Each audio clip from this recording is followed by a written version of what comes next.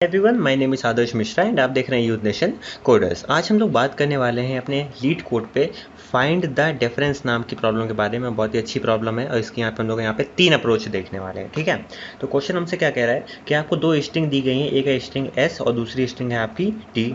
अब बोल कह रहा है कि जो स्ट्रिंग टी है वो बनी है कैसे, जब आपने स्ट्रिंग एस के कैरेक्टर्स को इधर उधर मतलब आगे पीछे शफल करके उनकी पोजीशन को कुछ आपने रैंडम ऑर्डर पे रखा और तब जाके आपके स्ट्रिंग एस के सारे कैरेक्टर से मिल के आपका स्ट्रिंग टी बना है।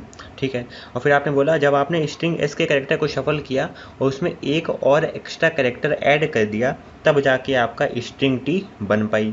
मतलब क्या है कि आपके जो स्ट्रिंग थी एस उसमें आपने प्लस एक वन मोर कैरेक्टर ऐड किया और तब जाके आपका क्या बना, स्ट्रिंग टी बन गई।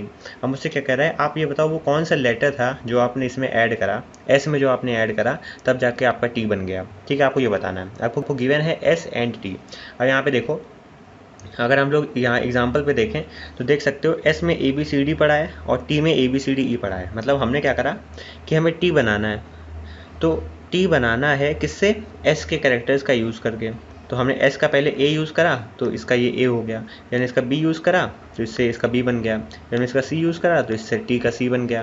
फिर हमने यहाँ पे डी यूज़ करा, डी से ये बन गया। अच्छा, अब एस के सारे कैरेक्टर तो यूज़ हो गए। ठीक है, अब हमने क्या करा, एस के जितने कैरेक्टर थे इनका यूज़ करके हमने टी के कैरेक्टर्स को बना दिया।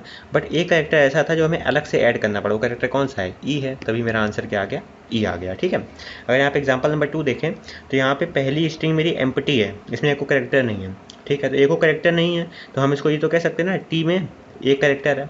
देख तो रही ना, देखो एस से हमें जो जो कैरेक्टर एस में थे हमें उनको रैंडमली इधर उधर आगे पीछे करना था, उनकी पोजीशन चेंज करनी थी और हमें टी नाम की स्ट्रिंग बनानी थी। तो एस में कुछ जब पढ़ा ही नहीं है मेरा। ठीक है, इसका मतलब क्या है कि हम लोग एक कैरेक्टर अगर एस में और जोड़ दें, कौन सा, वाई, तो हमारा टी बन जाएगा ना। तो वही हमने कौन सा कैरेक्टर जोड़ा, वाई जोड़ा। थर्ड एग्जांपल देखते हैं, एस में मेरा ए पड़ा हुआ है। ठीक है, हमने क्या करा, इस ए का यूज़ करके हमने इसका पहला ए बना दिया। अच्छा, और एक और एक्स्ट्रा और कौन सा कैरेक्टर हमने नहीं ऐड करा अभी, ए ना, तो वही हमारा आंसर आ गया। तो हमें करना क्या है, हमें टी नाम की स्ट्रिंग बनानी है। ठीक है, अब टी नाम की स्ट्रिंग बनाने के लिए हमें एस के सारे कैरेक्टर्स को यूज़ करना है प्लस एक एक्स्ट्रा कैरेक्टर और ऐड करना है। अब तुम्हें ये बताना है कि ये एक्स्ट्रा कैरेक्टर कौन सा तुमने ऐड करा एस से टी को बनाने के लिए। तो क्वेश्चन ये तुमसे कह रहा है, यहाँ पे देख लो ए और ई है तो हमने एस का ए यूज़ कर लिया तो इससे इसका ये ए बन गया। हमने इसका ई यूज़ कर लिया तो ई बन गया।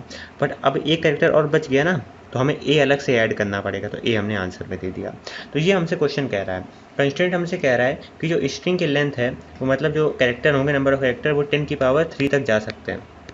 ठीक है, और दोनों की लेंथ जो है मतलब जो टी की लेंथ है वो क्या होगी, एस की लेंथ प्लस 1, क्योंकि हमने एस के सारे कैरेक्टर यूज़ करने हैं प्लस एक एक्स्ट्रा अपना मन से कैरेक्टर जोड़ना है और तब जाके हमारा टी बनेगा। ये हमें जो एक्स्ट्रा कैरेक्टर जोड़ा है हमें इसी को बताना है कौन सा कैरेक्टर तुमने जोड़ा। ठीक है, अब यहाँ पे बताया गया कि लोअर केस इंग्लिश लेटर होंगे दोनों एस एंड टी में, तो इसमें कोई दिक्कत नहीं है। तो अब बात आती है कि इसके लॉजिक को, इसका लॉजिक कैसे सोचा जाए। क्वेश्चन समझना तो बहुत आसान है, ठीक है, बट बात ये कि इसको इम्प्लीमेंट कैसे करा जाएगा, तो इम्प्लीमेंटेशन इसका भी हम लोग यहाँ पे देखने वाले हैं। तो अभी सबसे पहले अपना यही वाला एग्जाम्पल उठा लेते हैं, इसको समझाना ज़्यादा आसान है। तो क्या है मेरी, एक मेरे पास स्ट्रिंग है ए बी सी डी। ठीक है, ये कौन सी स्ट्रिंग है, एस नाम की। तो हमने कहते क्यों ना इस स्ट्रिंग को हमने इसको लिस्ट में बदल दिया। तो ए बी सी डी ऐसे पड़ा हुआ है और इंडेक्सिंग हमने यहाँ पे कर दी 0 1 2 एंड 3। उसी तरह से हमने क्या करा, यहाँ पर टी नाम की स्ट्रिंग जो है इसको हमने लिस्ट में बदल लिया। ठीक है, तो ये क्या हो गया, A B C D and E. ठीक है, अब हम लोग यहाँ पे लॉजिक सोचने वाले हैं, इसकी भी इंडेक्सिंग जल्दी से कर लेते हैं, 0 1 2 3 एंड 4। देखो अब जो अगर हम आंखों से देखें तो हमें लग रहा है ना, एस का हमने ये यूज़ करा और इसका ये हो गया। फिर हमने क्या करा, एस का यहाँ पे ये यूज़ करा बी, इससे यहाँ बी बन गया। सी यूज़ करा, सी बन गया। डी यूज़ करा, डी बन गया। ठीक है, तो एस के जितने आप येलो पोर्शन में देख रहे हो इन सारे कैरेक्टर के यूज़ करके हमने टी के इतने सारे कैरेक्टर्स को बना लिया। अब हमने टी में कौन सा एक और एक्स्ट्रा कैरेक्टर जोड़ना है, वो है ई। तो हमें ये पता कैसे चलेगा, तो हम कह देते हैं क्यों ना ऐसा करो कि जो टी में जितने कैरेक्टर हैं इनको कहीं स्टोर करके रख लो, इनको। तो हमने क्या कह दिया कि टी में आप क्या करोगे, जितने भी कैरेक्टर हैं इनकी अकरेंस निकाल लो। ये हम लॉजिक सोच रहे हैं। ठीक है, तो कैसे सोचोगे, तो हमने क्या कहा, एक डिक्शनरी बना लो। ठीक है, डिक्शनरी क्या होती है, की वैल्यू पेयर का कॉम्बिनेशन होती है, बाकी प्रोग्रामिंग लैंग्वेज में इसे हैश मैप कहते हैं। ये हो गई मेरी डिक्शनरी। डिक्शनरी में क्या होता है, की वैल्यू पेयर होती है, ठीक है। यहाँ पे हो गया, ये हो गई मेरी की और ये हो गया अपना वैल्यू। अब अपने केस में की क्या होगी, अपने केस में जो कीज़ होंगी वो होंगे कैरेक्टर्स जो हमारे टी में पड़े हुए हैं। अच्छा, और वैल्यूज़ क्या होंगी, वैल्यू होगी उनकी अकरेंस, वो कितनी बार अकर हुए हैं, ठीक है। तो हमने देखा ए को उठाया पहले, तो हमने कहा ए जो है ये देखो टी में चल रहा है, हमने ए को उठाया, ठीक है। क्या ए मेरा डिक्शनरी में है, नहीं भाई ऐसा तो नहीं है। तो ए की अकरेंस आ गई, ए के सामने वैल्यू आ गई 1 की, ए एक बार आया है, ठीक है।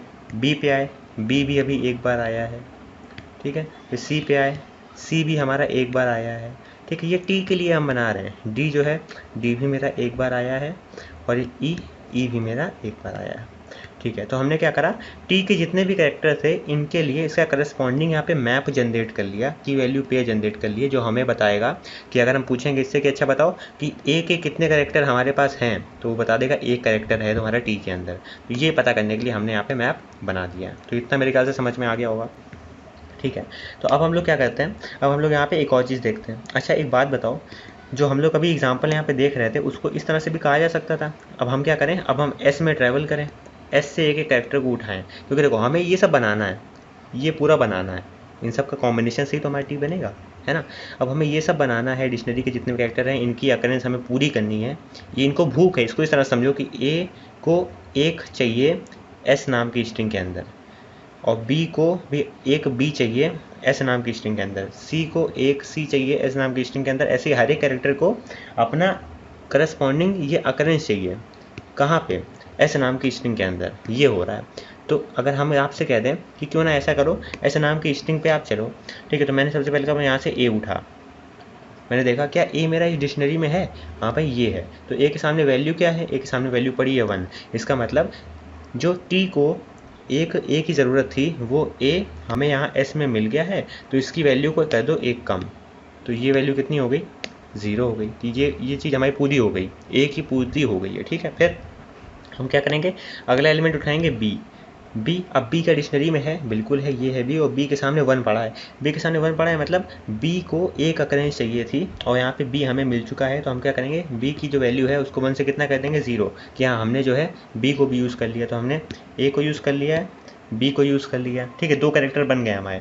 अब हम क्या करेंगे, अब हम देखेंगे अगला एलिमेंट उठाएंगे, यहाँ पे क्या हमने कहते सी उठाएंगे। सी डिक्शनरी में है, ये है, इसके सामने वैल्यू 1 पड़ी है, मतलब इसके सामने भी वैल्यू क्या कर दो, 0 कर दो, क्योंकि हम लोग इसे यूज़ कर चुके हैं। तो हमने इसको 0 कर दिया, ठीक है। तो सी भी मेरा बन गया होगा। अच्छा फिर अब हमने अगला कैरेक्टर क्या उठाया, डी उठाया। अब डी कहाँ पे, मैंने कहा डी यहाँ पे है, इसके सामने वैल्यू पड़ी है 1। इसका मतलब है कि हमें डी भी यूज़ करना होगा। तो हमने डी को क्या करा, यहाँ पे डी के सामने 1 था, 1 को क्या कर दिया, एक कम कर दिया, तो कितना हो गया, वो 0 हो गया, ठीक है। अच्छा मेरा डी भी बन गया। अब ए बी सी डी चारों ट्रेवल्स हो गए ना, तो मेरा स्ट्रिंग एस जो है वो पूरा हम लोगों ने एक बार इस पर चल दिया। तो अब यहाँ पे हमारा एस के सारे कैरेक्टर यूज़ हो चुके हैं। अच्छा, और इससे हमारे टी के 4 कैरेक्टर बन गए। देखो एस के हमने ये चारों यूज़ करे, तब जाके हमारे टी के ये चारों बने हैं, समझ रहे हो। अब टी का कोई एक ऐसा कैरेक्टर होगा जो नहीं बना होगा, तो हमें वो कैसे पता चलेगा, हम अपनी इस डिक्शनरी में चेक कर लें की वैल्यू पेयर पे लूप लगा के, कि भाई ऐसा कौन सा कैरेक्टर है जिसके सामने अभी भी उसकी वैल्यू 1 है। जिसकी वैल्यू अभी भी 1 होगी, इसका मतलब वो जो है एस में नहीं थी, तो इसका मतलब हमने उसको अलग से जोड़ा होगा, तो वो कौन है, ई है। तो इस तरह से हमें आंसर क्या मिल जाएगा कि ई है मेरा आंसर, समझ रहे हो। ये लॉजिक जो है आप लोग को अगर इंप्लीमेंट करने को बोलूँ मैं कोड में, तो इसका कोड कैसे लिखोगे, सबसे पहले डिक्शनरी बनानी पड़ेगी। तो मैंने क्या कहा कि एक काउंट नाम का आप डिक्शनरी बना लो, ठीक है। आप करते क्या हो, हर बार जो है अपने टी नाम की स्ट्रिंग में चलते हो, हर एक कैरेक्टर उठाते हो। अगर वो कैरेक्टर हमारी डिक्शनरी में नहीं होता है तो उस कैरेक्टर के सामने उसकी अकरेंस कितनी रख देते हो, 1 रख देते हो, कि एक बार अकर हुआ है। अच्छा, अगर मान लो कि वो हमारा काउंट नाम की डिक्शनरी में पहले से प्रेजेंट है, तो उसकी तुम कैरेक्टर के काउंट बढ़ा देते हो ना, ठीक है। तो हम क्या करेंगे, यहाँ पे कैरेक्टर का काउंट 1 बढ़ा देंगे। जैसे क्या एग्जांपल है हम ए बी का, तो इसके corresponding for I in T, मतलब आई की वैल्यू पहले हो जाएगी ए, और मान लो ये हमने काउंट बनाया, मैं छोटा सा मैप बना के आपको दिखा रहा हूँ इस लॉजिक से, ठीक है। तो क्या ए मेरा काउंट में नहीं है, सही बात है, काउंट में मेरा ए नहीं है, तो ए के सामने अकरेंस रख दो 1, तो ए के सामने आ जाएगी वैल्यू 1, ठीक है। फिर हम अगले एक उठाएंगे, ठीक है। क्या ए मेरा काउंट में नहीं है, तो कंडीशन हो जाएगी फॉल्स, तो एल्स में आए और काउंट की वैल्यू को 1 बढ़ा दिया, मतलब ए के सामने अकरेंस को 1 बढ़ा दिया, तो ए की वैल्यू 1 थी, अब वो कितनी हो जाएगी, 2 हो जाएगी, समझ रहे हो। इसका बी उठेगा, बी क्या बी मेरा काउंट में है, काउंट में नहीं है, काउंट में सही बात नहीं है, तो बी के सामने 1 रख दो तो बी के सामने 1 आ गया।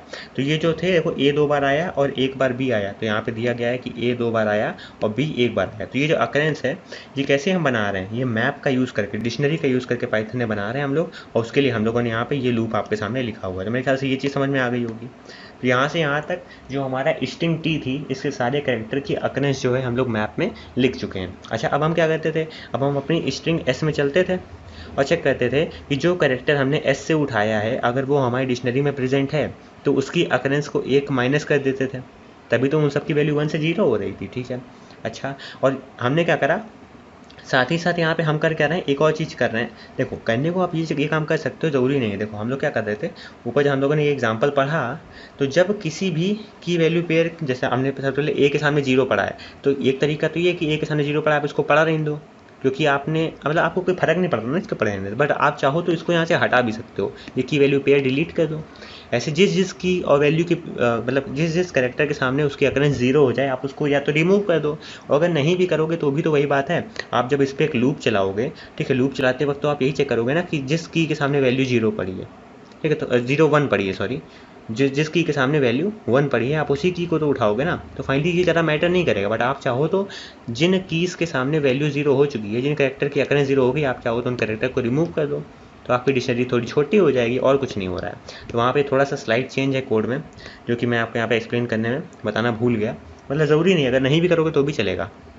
ठीक है, तो कोड पे देख लेते हैं वापस आके जल्दी से। तो यहाँ पे थे देखो, तो हमने क्या करा, हम तुरंत चेक कर लेते हैं कि अगर भाई किसी कैरेक्टर के सामने उसकी वैल्यू अब 0 हो गई है, क्योंकि हमने माइनस करा है ना एक वैल्यू, अगर उसकी वैल्यू 0 हो गई है, उसकी अकरेंस 0 हो गई है, इसका मतलब हम लोग उसको उसकी वैल्यू पेयर को अपनी डिक्शनरी से हटा देंगे। ये ऑप्शनल है, आप इसे यूज़ कर भी सकते हो, आप नहीं भी यूज़ करोगे तो भी चलेगा। अच्छा, ये सब होने के बाद क्या होगा, फिर आप क्या करते हो, अपनी डिक्शनरी में एक बार ट्रैवल करते हो और चेक करते हो कि अगर किसी भी कैरेक्टर के सामने उसकी वैल्यू 1 है, मतलब किसी भी कैरेक्टर की अभी भी अकरेंस 1 बची है, इसका मतलब वही कैरेक्टर हमें जोड़ना है और वही कैरेक्टर जो हम रिटर्न कर देंगे। ठीक है, अच्छा, इस चीज़ की एक दूसरी अप्रोच है, दूसरी अप्रोच क्या होगी वो देख लेते हैं। तो उसके लिए दूसरा एग्जांपल देखते हैं, जैसे कि हम लोग ये वाले पे आते हैं, ए ई और ए ई ए। ठीक है, देखो तो हम लोग जानते हैं कि हर एक कैरेक्टर जो है क्या होता है, मतलब उसकी कुछ एस्काई वैल्यू होती है, तो ए ई और ए ई और ए। ठीक है, अब इस ए की एस्काई वैल्यू कितनी होगी, तो स्मॉल ए है तो इसकी एस्काई वैल्यू होती है 97। ठीक है, और स्मॉल ई की कितनी होती है, स्मॉल ई की गिन लो, तो 97, 98, 99, 100 और 101, 101 होती है। ठीक है, अब वही हम कहते हैं कि एस की जो एस्काई वैल्यू है, ए की है 97, ई की है 100, अगर इसकी एस्काई वैल्यू को हम जोड़ दें तो कितना हो जाएगा, 97 + 101, मतलब एस की वैल्यू कितनी हो जाएगी, 198। ये मैं सिर्फ एस्काई वैल्यू को ऐड कर रहा हूँ। ठीक है, अच्छा, अब टी के सामने वैल्यू क्या पड़ी है, ए ई ए, तो ए की स्काई वैल्यू कितनी 97 प्लस ई की कितनी 101 प्लस ए की कितनी 97। तो अगर मैं इसको यहाँ पे जोड़ूँ तो ये कितनी हो जाएगी, एक मिनट रुक जाओ, मैं जल्दी से कैलकुलेटर में से जोड़ता हूँ। ठीक है, 97 + 101 प्लस 97, तो 295 आ रही, कितनी 295। तो ये वैल्यू जो है ये क्या है, टी की। तो हमने क्या करा, एस की सारी एस्काई वैल्यूज़ को जोड़ लिया और टी की सारी एस्काई वैल्यू को जोड़ लिया। अच्छा, अब हमें एक चीज़ तो पक्की पता है ना कि यहाँ पे देखो, जब हमने a + e करा था और ये a + e, ये तो यहाँ पे सिमिलर है। अब हमें इस a को निकालना है, तो कैसे निकालोगे, हम कहते हैं कि जो t की एस्काई वैल्यू है इसमें आप s की एस्काई वैल्यू को माइनस कर दो, तो जो भी आंसर बचेगा वही जो है वही हमारा कैरेक्टर होगा। तो हमने क्या करा, t से अगर हम s की स्काई वैल्यू को माइनस कर दें तो कितना आ जाएगा, 295 माइनस 198। तो हम यहाँ पे अगर 295 माइनस 198 करेंगे तो मेरा आंसर आ जाएगा 97। इसका मतलब जिस कैरेक्टर की स्काई वैल्यू 97 है वही कैरेक्टर हमने यहाँ पे एक्स्ट्रा जोड़ा है, वो कौन सा है, ए, और ए की स्काई वैल्यू कितनी होती है 97। देखिए, एक तरीका आप यूज़ कर सकते हो स्काई वैल्यूज़ को यूज़ करके, क्योंकि आप जानते हो कि जितने कैरेक्टर हमारी टी में हैं उससे एक कम कैरेक्टर हमारे एस में है, और जितने भी कैरेक्टर हमारे एस में हैं उन्हीं सबको मिला के ही तो हमारा टी बन रहा है। देख रहे हो, ए और ई ये तो हमारा यहाँ पे हो गई, देखो ए और ई हमारे एस में है।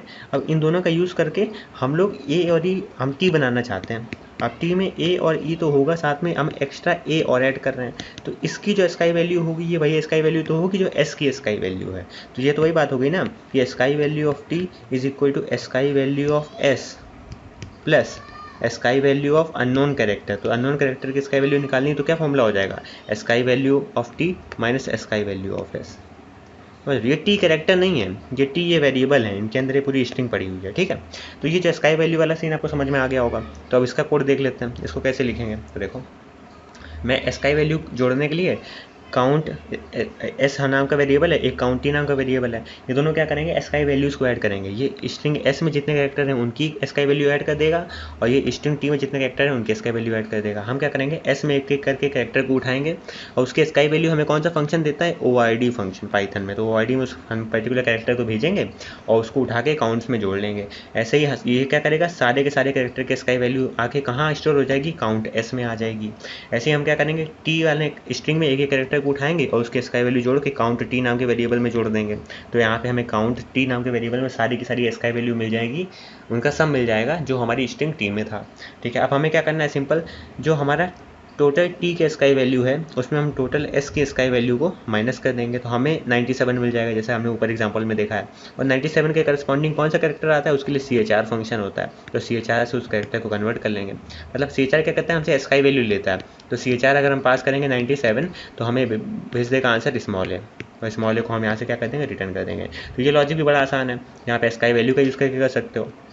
अच्छा, अब एक और इसका मेथड होता है, क्योंकि हमने आपसे वीडियो की शुरुआत नहीं बोला था कि हम आपको यहाँ पे 3 मेथड बताएंगे, तो तीसरा मेथड जल्दी से देख लेते हैं। वो क्या है कि हम लोग क्या करेंगे, यहाँ पे जॉर का यूज़ करेंगे। अब ये बिट मैनिपुलेशन वाली प्लेलिस्ट अगर आपने मेरी देखी होगी तो आपको उसमें वहाँ पे पता चला होगा कि मैंने जॉर के लिए जब पढ़ाया था तो मैंने क्या बताया था। देखो, हो क्या रहा है कि एक मेरी एस नाम की स्ट्रिंग है AE, और एक टी नाम की स्ट्रिंग है AEA, ठीक है। अब हम चाहते हैं कि जो इसमें एक्स्ट्रा कैरेक्टर है हमें वो मिल जाए, तो हम अगर देखो दिमाग लगाएं तो हम क्या कहते हैं, ए से ए काट दो, ई से ई काट दो, ठीक है, और तो हमारा बचेगा ए, और यही आंसर है। तो जॉर भी कुछ ऐसा ही करता है। जॉर क्या करता है, जॉर कह रहा है कि भाई आप एस को और टी को, इन दोनों स्ट्रिंग को आप एक साथ लिख लो।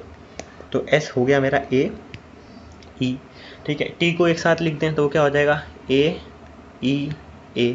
तो हमारी एक पूरी एक नई स्ट्रिंग बन गई, न्यू स्ट्रिंग बन गई ये। अच्छा, अब ये बताओ, अगर मैं इन स्ट्रिंग के, मतलब देखो, इन स्ट्रिंग की जो स्काई वैल्यू होती है, ए की क्या होगी, 97 होगी, ई की भी कुछ होगी, ई की 101 होगी, फिर ए की 97 होगी, इसकी होगी, ठीक है। तो होता क्या है, जॉर क्या करता है कि अगर हमारे पास कोई एक मान लो एरे है 1 2 1, ठीक है। अब मैं अगर इसमें इस एरे में एक वेरिएबल बना देता हूँ टी जिसकी वैल्यू 0 है, और इसमें एरे का एक एक कैरेक्टर उठाता हूँ और उसका टी के साथ जॉर निकालता हूँ, और जो भी आंसर आ रहा है उसको उठा के टी में रख देता हूँ, तो मेरा काम हो जाएगा। तो इसका मतलब है कि जो मैंने जॉर आपको बताया था ना बिट मैनिपुलेशन वाली प्लेलिस्ट में, वो आपका यहाँ पे यूज़ हो रहा है। जॉर का काम होता है कि जो सेम कैरेक्टर होते हैं उनका वो आंसर क्या देता है, 0, और अगर डिफरेंट कैरेक्टर होंगे, ठीक है, तो उनको सॉल्व करेगा। जैसे कि यहाँ पे देखो, अब अगर अपना इस वाले एग्जाम्पल को ले तो 0 और 1 का जॉर कितना आ जाएगा, ये आ जाएगा 1, समझ रहा हूँ। तो मेरा टी में कितना आ गया, 1 आ गया, तो टी में यहाँ पे मैं कर देता हूँ 1। अब हम क्या करेंगे, अब हम अपनी एरे का अगला कैरेक्टर उठाएंगे 2, ठीक है, 2 उठाया, तो हमने क्या करा, 1 जॉर 2 करा, फिर मेरा कुछ आंसर आया। समझ रहे हो, होता क्या है कि अगर आप किसी एक कैरेक्टर का दूसरे उसी सेम कैरेक्टर से जॉर निकालते हो तो आपका आंसर आता है 0, और आप अगर 0 का किसी कैरेक्टर से जॉर निकालते हो तो आपका आंसर आता है वही कैरेक्टर। तो इस तरह से देखो कि 1 का और 1 का जॉर कितना आ जाएगा, 0, तो ये दोनों कट गए, और 0 और 2 का जॉर कितना आ जाएगा, 2। इसका मतलब जो कैरेक्टर रिपीट नहीं हो रहा है हमें उसका क्या मिल जाएगा, वही हमें एज अ वैल्यू मिल जाएगा। तो अगर हम जॉर को इस तरह से परफॉर्म करेंगे, देखो बिट मैनिपुलेशन में पेज देखना, उसमें मैंने एग्जांपल दे के समझाया है, ठीक है। इसको मैं जल्दी से बताता हूँ। ये जो 2 फॉर्मूले मैंने अभी आपको बताया कि n XOR n is equal to 0, और यहाँ पे n XOR 0 is equal to n, ये अगर आप हमें यहाँ पे यूज़ करें तो देखो 0 और a, ठीक है। अच्छा, इसको इस तरह से देखो, a से a कट जाएगा क्योंकि इसका आंसर 0 आ रहा है। अच्छा, e से e जो है इसका आंसर 0 आ जाएगा, ठीक है, और बचा क्या, a, तो हो जाएगा 0 और a, तो मेरा आंसर क्या आ जाएगा, a। तो ये जो कॉन्सेप्ट यहाँ पे देख रहा हो ना कि आपका जो सेम कैरेक्टर है अगर वो पेयर में है तो उन दोनों को यूज़ करके वो 0 हो जाएंगे, ठीक है, और जो बचा हुआ होगा जिसका कोई पेयर नहीं मिल रहा है वही आपको आंसर मिल जाएगा। अगर सिंप्लीफाई वर्जन में बताऊँ तो उसका यही है। अब इसको अगर मैं यहाँ पे आपको इंप्लीमेंट करके दिखाऊँ तो वो देख लो आप यहाँ पे जल्दी से। हमने क्या करा, रिजल्ट में वैल्यू 0 रखी है क्योंकि सबसे पहले वैल्यू हमारी क्या होगी, 0 ही होगी, ठीक है, तो हमने यहाँ पे 0 सेट कर रखा है। अच्छा, अब हम क्या करेंगे, देखो हमने क्या करा, अपने s प्लस टी मतलब a e और a e a इन दोनों को आपस में जोड़ दिया। अब इस पर हम एक लूप लगा रहे हैं। ठीक है, तो इसको ये भी तो लिख सकते हो a e, वही तो बात है, मतलब समझ रहा हूँ कि ये इस पर ट्रैवल्स कर रहा है, चाहे इसको जो जो लिखो, समझाने के बेसिस पे कह रहा हूँ, जबकि लूप तो इस पे होगा, इस वाले पे। मैंने समझा, उसको ऐसे लिखोगे। अब अगर इसको ए और ई लिखोगे तो आपको समझने में आसान हो जाएगा, क्योंकि देखो पहले 0 और a का जॉर निकालेगा, तो a का, अब देखो जॉर कैरेक्टर के साथ नहीं निकलता है, जॉर निकलता है उसके स्काई वैल्यू के साथ। तो 97 और 0 का जॉर निकलेगा, हमें मिल जाएगा आंसर 97। फिर 97 और 97 का जॉर निकलेगा, हमें आंसर मिल जाएगा 0। ठीक है, ऐसे ही अगर हम कहते हैं 0 और 97 का दोबारा जॉर निकालेंगे, ठीक है, तो मेरा आंसर आ जाएगा 97। अच्छा, अब 97 और यहाँ पे 101 का जॉर निकलेगा, मेरा आंसर आ जाएगा 97। ठीक है, अब इसके बाद यहाँ पे मतलब ई और ई ये दोनों जो हैं आपस में देखो 101 जॉर 101, इसका आंसर आ जाएगा 0, और 0 और 97 का जॉर कितना बचेगा 97। तो फाइनली हम क्या रिटर्न कर देंगे, CHR ऑफ 97। तो वही हम करें, रिजल्ट में हमने क्या रख दिया, इनिशियली वैल्यू 0 रख दी। हम हर एक कैरेक्टर उठाएंगे अपनी स्ट्रिंग में, स्ट्रिंग को कॉन्केटिनेशन कर दिया S और T का, और हम रिजल्ट में क्या रख रहे हैं, जो रिजल्ट में पहले वैल्यू थी उसका हम जॉर निकाल देंगे अपनी कैरेक्टर की स्काई वैल्यू के साथ। तो ये पूरा जब सॉल्व होगा तो उसके बाद आखिरी में वही स्काई वैल्यू बचेगी जिसका कोई पेयर नहीं मिलेगा। अब यहाँ पेयर का क्या मतलब है कि पहली स्ट्रिंग मेरी क्या है, A और E है, और दूसरी स्ट्रिंग क्या है, A E A। तो पेयर हम इसको बोल रहे हैं कि पहला ये कैरेक्टर और ये कैरेक्टर, ये पेयर हो गया। ठीक है, E और E देखो एक पेयर हो गया। ठीक है, तो जो पेयर मिल रहे हैं इनकी करस्पॉन्डिंग जॉर में वैल्यू कितनी हो जाएगी, 0 हो जाएगी। और जो अकेला कैरेक्टर बच गया है वो एक एक्स्ट्रा कैरेक्टर होगा ना, इसी को तो हमें आंसर में देना है। तो जब हम इसका जॉर 0 से निकालेंगे तो आंसर मेरा 97 आएगा, क्योंकि ए का बाइंडिंग, ए का स्काई कितना होता है 97 होता है, और 97 के करस्पॉन्डिंग कैरेक्टर क्या होता है, स्मॉल ए होता है। तो एक ये तरीका है कि आप यहाँ पे बिट मैनिपुलेशन का यूज़ करके जॉर का यूज़ कर सकते हो। अगर आपको ये एग्जांपल और अच्छे से समझना हो तो आप एक बार जो है क्या करना, जाकर सीधा जॉर वाला वीडियो देख लेना, जो मैंने यहाँ पे अभी आखिरी में आपको नज़र भी आ रहा होगा। ठीक है, आई बटन पर क्लिक करके देख लेना, तो वहाँ से आपको सारे लिस्ट मिल जाएगी जिन जिन वीडियोज़ को मैंने आई बटन पर लगाया हुआ है। तो वहाँ पर जाके बिट मैनिपुलेशन का वीडियो देख लो, वहाँ से आकर आपको आसानी समझ में आ जाएगा कि आखिर इसमें हो क्या रहा है। ठीक है, तो ये चीज़ जो है, ये कॉन्सेप्ट आपका बहुत ही ईजी है, और जो हमने इससे पहले 3 अप्रोच देखी हैं उन तीनों में बिगो ऑफ एन टाइम में आप जो है आसानी से इस प्रोग्राम को लीड कोड पे एग्जीक्यूट कर सकते हो, कोई भी यहाँ पे दिक्कत नहीं आएगी।